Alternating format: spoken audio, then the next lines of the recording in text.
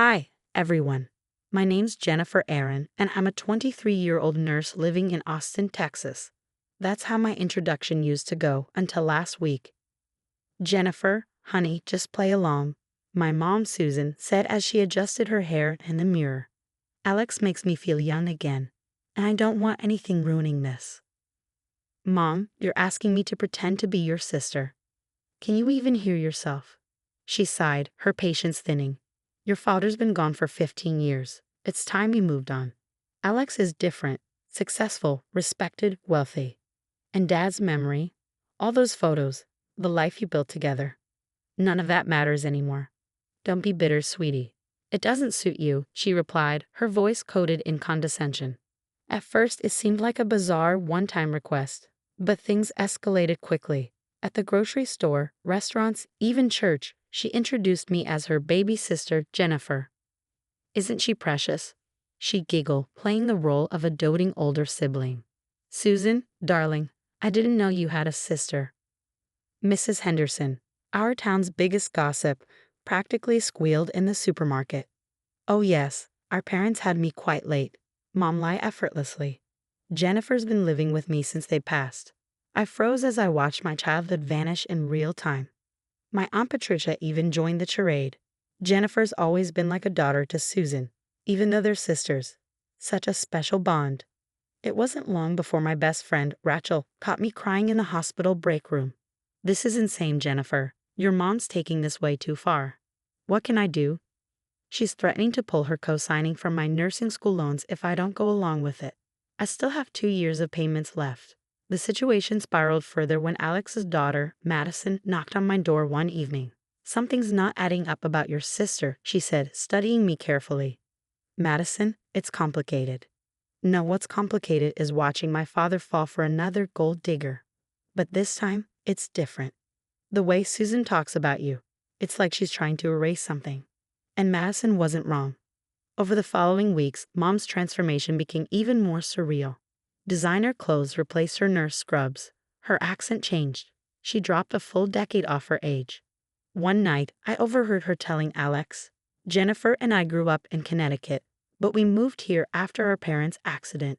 She crafted an entirely new backstory. The final straw came when I found my birth certificate in the trash, torn to pieces. A new version appeared in Mom's files, listing her as my sister and 2 fake names as our parents. When she caught me staring at the altered documents, her voice softened. Remember who supported you all these years, who took extra shifts to put you through school. The least you can do is help me find happiness. I barely recognized her anymore. Her lies all came to a head at the wedding. Ladies and gentlemen, Alex's voice boomed across the reception hall. I'd like to propose a toast to my beautiful bride, Susan, and welcome her beloved sister, Jennifer, to our family. The crowd cheered as I forced a smile, gripping my champagne glass so tightly I thought it might shatter. Susan looks barely 30, Mrs. Henderson gushed to her gossip circle. Thank you, Mom replied sweetly. Jennifer has been my rock since our parents' passing. Later that evening, I overheard Madison in the hallway. Dad, don't you think it's weird? I looked up Susan's background, and things don't add up. Madison, stop being paranoid. Not every woman is like your mother. I slipped away to Mom's home office, searching for my grandmother's will. What I found instead were altered inheritance documents. My claim had been erased, replaced by her fictional sister narrative. Looking for something, Mom's voice startled me. You changed the will. That was Grandma's money for my education. Lower your voice, she hissed. Alex can't know about my real age or your inheritance claim. I'll handle your education. Just stick to the plan. The next week, my student loan officer called. Miss Aaron, your cosigner has requested removal from your loans. She can't do that. I still have 2 years of payments left. Then you'll need to find a new cosigner or pay the balance in full. I broke down in Rachel's apartment that night. She's systematically erasing everything about my childhood. I sobbed. Jennifer, this isn't just wrong. It's illegal, Rachel said, her face grim. The next day, she showed me a Society page article about Mom's charity work. The dates didn't match her new backstory. That's when I decided to meet with Kevin Matthews, a local investigative journalist. What made you suspicious? Kevin asked. leaning forward in the coffee shop. Public records, I explained. He slid a file across the table. Inside were documents revealing another marriage, another child she'd abandoned. Just like she was trying to erase me now. Madison had been helping me dig deeper into the mess. I found discrepancies in my dad's financial accounts, she revealed one evening, her voice low. That night, Mom cornered me as soon as I got home. I saw you with that reporter, Jennifer. Remember our agreement about your loans? You mean your threats? I shot back. I'm giving you a better life. Look at this house, these opportunities. By erasing me? By stealing my identity for credit cards? You ungrateful little. Susan, darling. Aunt Patricia stumbled in, already tipsy, cutting her off. Oh, sorry to interrupt your sisterly chat. It's fine, Patricia. Jennifer was just leaving, Mom said, her tone clipped. But I didn't leave. Not yet. I turned to Aunt Patricia, just like that other girl left, the one from Nevada. The words escaped before I could stop them. Mom's face went pale. What is she talking about, Susan? Patricia slurred, confusion etched across her face. Nothing. She's confused. But I wasn't confused anymore. Every lie, every manipulation, every stolen document, it was all falling into place. A few days later, my cousin Amy handed me a stack of old photos. I found these in my mom's attic. Look, this one's from your 5th birthday party. There's Aunt Susan cutting your cake. These are great, but we need more, I said, flipping through the pictures. Madison called that night. Jennifer, I found something else in my dad's study. Susan's been writing checks to herself from the company account, and she's opened 6 credit cards in my name. Before I could respond, my phone buzzed. It was Rachel. You won't believe this. Mrs. Peterson, you know, from your old elementary school, she gave me a copy of your 3rd grade registration papers. Guess who signed them as your mother? Susan? Yep. She kept copies of everything. I'll scan them and send them over. Piece by piece, the puzzle was coming together. Kevin, the journalist, slid into our regular booth at the diner the next day, his laptop already open. I found something big, he said, pushing the screen toward me. There it was, her first marriage, Gregory Phillips, Las Vegas. They had a daughter named Emma. What happened to them? I asked, my stomach churning. Gregory's serving time for fraud. But the interesting part, Susan testified against him in court. The daughter disappeared from all records after that. It's eerily similar to what she's doing now. The break room at the hospital became my makeshift office between shifts. I documented everything. Dr. Torres, my childhood pediatrician, provided my medical records. I delivered you Jennifer, he confirmed. I remember Susan holding you for the first time. Aunt Patricia, wine on her breath, broke down one night. Your mother made me promise, she confessed. But I can't keep lying. She forged your grandmother's will. She said it was for your own good. Madison, constantly digging, texted me updates. Quarterly reports show huge discrepancies in Dad's company finances. Susan's been cooking the books. Kevin helped me trace her pattern over the past 20 years. Multiple identities, multiple cities. She targeted wealthy men, crafted new personas, and left destruction in her wake. Rachel helped me organize the evidence chronologically. My birth certificate, torn but restored. School records and registration forms signed by Susan as my mother. Medical files from my infancy. Photos proving the life we once had. Bank statements showing identity theft. Forged documents. Don't forget the videos, Madison said, handing me a flash drive. Every public event where she introduced you as her sister. Every contradiction in her story. My phone lit up with a text from Mom. Coming to Alex's charity gala tomorrow night. Another buzz followed, this time from Aunt Patricia. Susan's nervous. She knows you're up to something.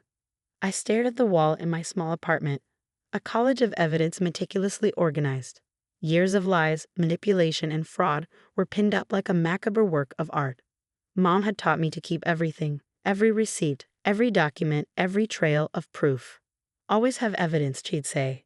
How ironic that I was now using her own lesson against her. You sure you want to do this? Rachel asked, handing me another folder. She gave me no choice, I replied, scanning the last piece of my arsenal. She tried to erase me, my identity, my past, my future. She doesn't get to win. Kevin called as I zipped the evidence into a sleek black folder. Everything's ready. Once this hits, there's no going back. Good, I said, my voice steady. Let's see how she likes having her life erased. The night of Alex's charity gala was a spectacle. Chandeliers sparkled overhead, and the elite mingled in designer gowns and tailored suits. I lingered by the door, my heart pounding as I watched the night unfold. Then, it happened. Have you seen these documents, Mr. Cooper? One of Alex's business partners asked, holding up a USB drive. I had ensured it found its way into their hands anonymously earlier that day. Across the room, I watched Alex's face turn ashen as he scrolled through the files. Alex, darling, what's wrong? Mom's perfectly manicured hand touched his arm, her voice oozing concern. These financial records, Susan, he choked out. What have you done? The whispers began immediately. Partners huddled together, their phones lighting up with the files I'd exposed. Mom's frozen smile faltered as her eyes darted across the room. Ladies and gentlemen, Kevin Matthews, the journalist, announced with a champagne glass in hand. Tonight's edition of the Daily Tribune features an intriguing story about identity theft and family fraud. Complimentary copies are being distributed now. This is all a misunderstanding, Mom protested, her voice rising. A misunderstanding? A woman pushed through the crowd. Like how you testified against my father and abandoned me 20 years ago. It was Emma Phillips, Mom's long-lost first daughter. The room erupted. Mrs. Henderson's gossip circle transformed into an impromptu tribunal. She told me she was only 35. She said her parents died in Connecticut. She claimed Jennifer was her sister. Two officers stepped forward, as if on cue. Susan Cooper, you're under arrest for identity theft and financial fraud, one announced, pulling out handcuffs. Jennifer, tell them the truth. Mom cried, mascara streaking her face. I am telling the truth, Mom, I said, my voice firm. The aftermath was as spectacular as it was devastating, for her, at least. Alex's divorce lawyers were relentless. Every penny Mom had stolen, every account she'd opened in my name, every forged document, it all came crashing down. I can't believe she did this to both of us, Madison said as we watched the news together. The investigation reveals Susan Cooper operated similar schemes in 3 states, the reporter announced. With Mom in custody, I focused on rebuilding my life. The hospital promoted me to charge nurse, recognizing my strength through the ordeal. Kevin met me for coffee one morning. Your story has helped identify similar fraud cases across the country, he said. You've helped countless others by coming forward. Rachel started a support group for identity theft victims, and I received a community leadership award for my work with survivors. Emma and I became close, founding a nonprofit to help children of con artists rebuild their lives. We're real sisters now, Emma said with a smile, not the fake kind Mom tried to create. One day, my phone buzzed with a text from Mom. I'm sorry, can we talk? I stared at it for a moment before deleting it. Some people don't deserve second chances. As I walked into the hospital for my shift, head held high, I smiled. The truth had set me free, while lies had left Mom with nothing. Would you forgive your mother if she erased your identity, stole your inheritance, and destroyed your past just to marry a rich man? Let me know in the comments below.